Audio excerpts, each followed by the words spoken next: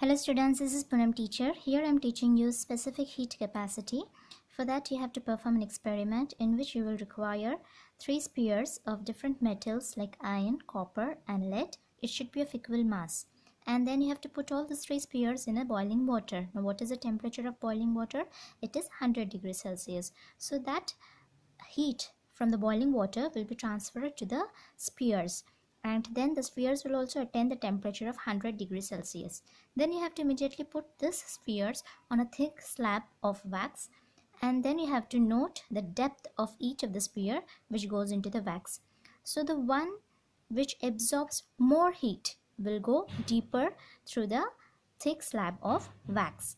The middle one is going to be copper because it has absorbed little less heat than that of iron sphere, and the lead sphere will go the least because it has comparatively absorbed lesser heat as compared to iron and copper.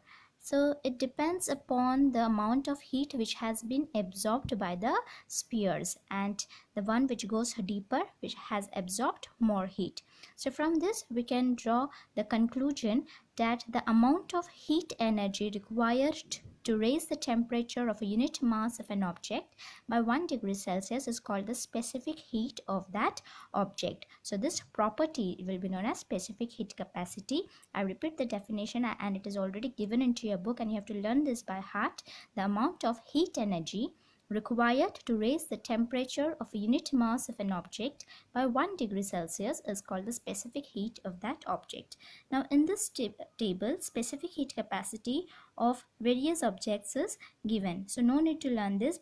You just have to keep this in mind that for water it is 1 calorie per gram degree Celsius, and the CGS unit you have to keep into mind of specific heat capacity, that is calorie per gram degree Celsius, and for water it is 1. If in numericals specific heat of various objects will be asked to you, generally in numericals it will be given, so you don't have to learn this thing. Just for water it is 1, and that is very simple, 1 calorie per gram degree Celsius. Now there is one formula, there is the one letter, the abbreviation of specific heat of an object is given, and that is C. So the heat energy absorbed by the object is given by this formula, and this one is very important, M, which is going to be the mass, into C, which is going to be the specific heat capacity, and delta T is going to be the difference into the temperature, because whenever the heat will be absorbed, the original temperature will be changed, because the original temperature will be gaining some heat, so the temperature is going to be changed.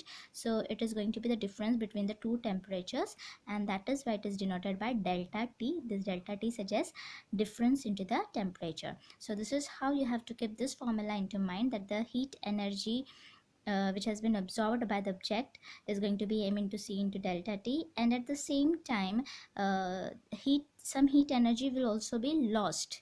Now who has absorbed the heat energy into this experiment? The spheres have absorbed the heat energy. And who has lost the heat energy?